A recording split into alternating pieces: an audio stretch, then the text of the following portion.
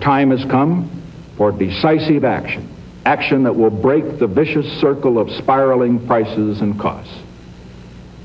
I am today ordering a freeze on all prices and wages throughout the United States for a period of 90 days. Well, it didn't work. That was a conservative president, Republican, trying to get inflation under control. Back then, of course, it wasn't nearly the problem it is now. It would later get to be a huge problem. But the government can't control what basic human nature allows, for good or ill. Prices move of their own accord, and you can't clamp them down or have the government force the issue. You can for a little while, but that was a failing effort. And now, of course, it's being brought up again. Kamala Harris is very keen on doing that. Jon Taffer, the bar rescue host, on whether that would work. John, what do you think? Well, you know, Neil, I've been thinking a lot about it. Think of a shrimp. The fisherman needs to keep his costs the same. His gas can't go up. His maintenance can't go up. Then the processing plant, their prices can't go up.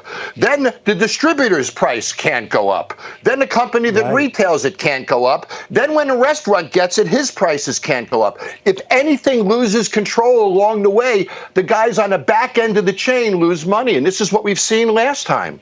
You know, we saw landlords not rent apartments because they would lose money on it.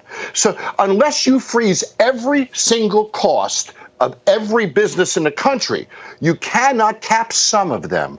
And of course, Neil, if you were to do that, then our free market economy is gone. And that is socialism. And entrepreneurship disappears. My ability to innovate and create profits and add value to my customers so I can increase prices. Make my service better so I can increase prices. Create better work environments so I can attract better employees. I can't do any of those things anymore once this is put into place. It freezes us where we are, and I believe it stops any type of growth that we could ever have. You know, Neil, I take a look at the last year. Red Lobster filed bankruptcy. Rubio's in California filed bankruptcy. A company called Miracle Restaurant Group with 25 Arby's, fast food, they filed bankruptcy. Another company with 17 Popeyes filed bankruptcy. Tijuana Flats filed bankruptcy. Quiznos had 4,700 restaurants. They're down to 300 restaurants. These are the economic conditions that we're living in now. And rather than capping it, how about stimulating it?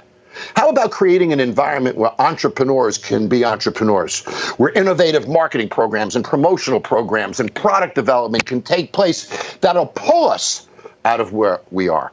The policies proposed are the exact opposite of that, Neil. And if I can just add one more point, even Walgreens is projected closing 2,700 stores, Neil, in the next couple of years. What happens to those local communities when they lose drugstores, when they lose restaurants, when they lose those jobs? This is far-reaching. It isn't about the businesses to me. It's about the families. It's about the people that are impacted by the loss of jobs and the loss of growth. It's a scary premise, Neil.